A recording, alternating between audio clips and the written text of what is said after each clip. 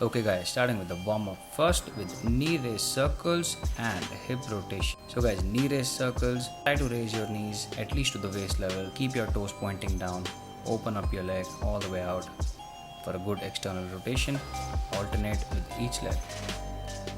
Second warm up exercise is gonna be hip rotation, so palms on the waist, have at least a shoulder width stance or a slightly wider than shoulder width stance. Now in every direction you're turning your hip, do it slowly, try to shift it in each direction as much as possible, as much your hip joint is allowing you to. You're gonna feel some stretch on the inner part of your leg also, right? Do it very slowly, no speed required here. Starting with the first mobility, donkey kicks on all fours, also called the quadruped stance, maintaining a 90-degree bend between my leg.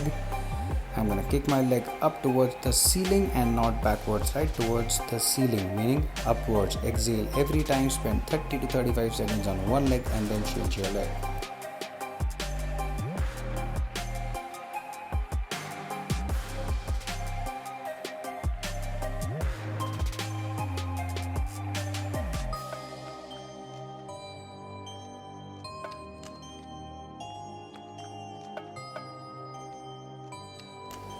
Second mobility is going to be fire hydrant. Starting on the quadruped position again, I'm going to go for a lateral knee raise. My goal here is going to be to raise my knees as high up as possible with as much control and stability, right? A common mistake while doing fire hydrant is going to be if your foot is leading the lateral raise. So make sure that that's not happening.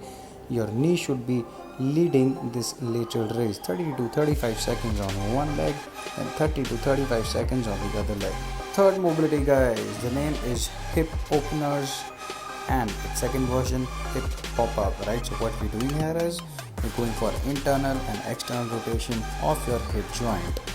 Now guys, as you can see, I'm starting with the stance which is very wide, so my feet are really wide here, so that when I drop my both the knees on the floor, it should not be going too much out and not be collapsing with each other. So manage the stance accordingly.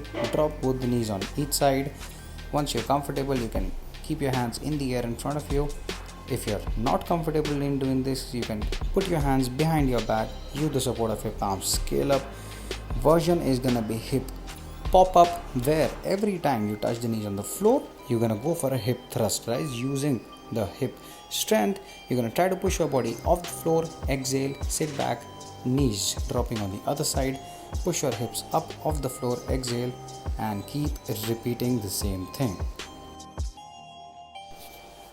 Next up guys is gonna be quadruped rock back, or the fourth mobility, right? To open up your hip joints again, we're gonna stretch our glute muscles and we're gonna charge up our hip flexor muscles. So starting with the stance where my knees are really wide, my hands are on the floor, my toes are pointing back or inside. Now keeping your back straight, right? You have to keep your back neutral, you have to try to sit back, right? Push your hips backward and upwards at the same time. Feel that stretch in front of your pelvis. Those are your hip flexor muscles there. We are mimicking a squat motion while doing quadruped rockbacks.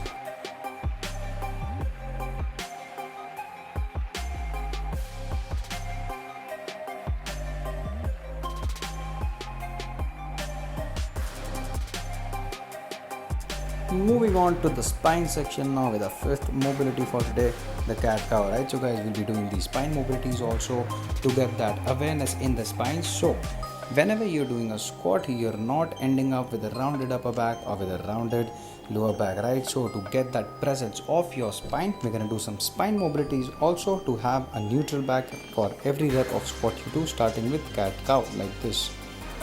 So every time you're gonna round your back, you have to tuck your chin into the chest, exhale there. Now when you're gonna arch your back, you have to look up to the ceiling and you have to inhale. So round, exhale, arch, inhale.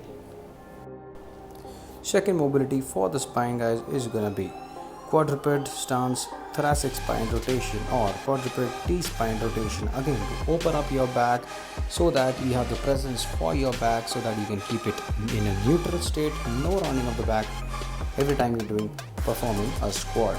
So guys, again, your palms are under the shoulders, knees are under the hip. You can start by putting your one hand behind the head, trying to turn your spine, open it up, look up to the ceiling every time you're turning your torso, and exhale 30 to 35 seconds on one side, 30 to 35 seconds on the other side. Last one guys, the most important one, the name is pelvis tilt, right? So the entire point of this mobility is to develop that awareness about your pelvis, how it tilts anteriorly and how it tilts posteriorly, right? So every time you're going to perform a squat or any hip hinging movement, any movement which is going to involve a bending in your hip joint, your pelvis either is going to turn posteriorly or it's going to turn anteriorly. So I'm going to grab my waist, I'm going to use the support of the hands. So every time I tuck my hips up and arch my back, my pelvis is going to turn forward, it's going to tilt forward. It's called an anterior pelvis tilt. Now guys, if I grab my hip and I'm going to tuck it inwards and downwards and get my lower back to a neutral position, my pelvis is going to tilt backwards. That's called a posterior pelvic tilt, right? So this mobility's point is to develop this awareness of the movement in your pelvis joint, right? Whatever movement your pelvis is capable in doing, majorly it's anterior and posterior tilt, just to have that awareness, just to see how it feels. That's the point of this particular mobility. So guys, that is it for the topic, how to unlock your squat mobility. Now let's say if you're a beginner or just starting your workout journey or clueless about what exercises to do, what to start with, then mobility is your answer. Fine, so there are simple reasons. First thing, it's easy to learn.